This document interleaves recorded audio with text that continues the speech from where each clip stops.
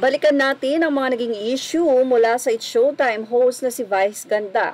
Ito'y matapos nga na magpahayag ang isa sa hashtag na si Nico Natividad. Ayon sa naging update, baka daw matanggal na sa Batang Quiapo itong si Nico dahil na rin sa mga patutsada nito kay Vice Ganda sa nasabi nga pong issue sa It's Showtime kay Axel at Christine.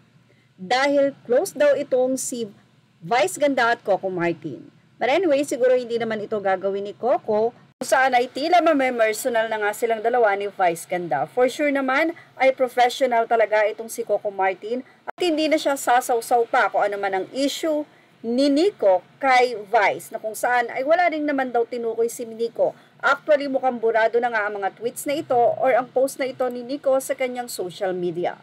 Samantala, matapos nga ang lahat ng issue na ito ay ikinuwento nga nila Loy at OG Diaz ang buong pangyayari, na ayon nga sa kanila ay medyo si Christine talaga ang magulo ang naging statement. Pahayag kasi ni Christine sa kanyang TikTok na hindi naman siya na-offend, tapos nung nakausap sila ni Vice ay na-offend daw siya, kaya naman ang nasabing pagsusori sana ni Vice Ganda para kay Axel ay naudlot. Sa naging tweet ni Vice, sinabi niya na sorry na mali ang reaction ko, ang dating kasi sa akin at sa ibang andon na-off si girl na sinunggaban siya ng halik, and I thought na she felt violated. Since hindi naman pala, so mag-a-apologize na lang daw nga siya sa guy. Samantala, sa part naman ni Jello na naglabas ng video nitong si Christine, kung saan ito ay sinend ng kapatid ni Christine sa kanya, at si Jello naman ay kapatid ng ex ni Christine. So ibig sabihin, kung nagkatuluyan si Christine at saka yung boyfriend nito ay magiging parang bayaw niya itong si Jello, kasi medyo nalilito yung mga netizen.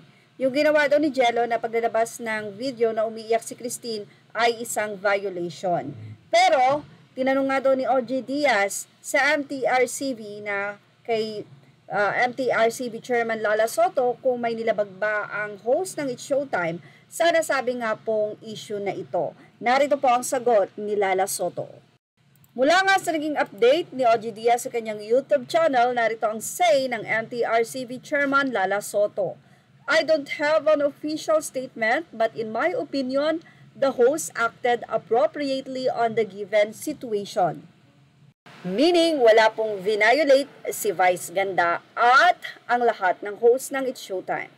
At dyan po nagtatapos ang ating update. Thank you for watching. Images are all credited to the rightful owners. Please like, share, and subscribe.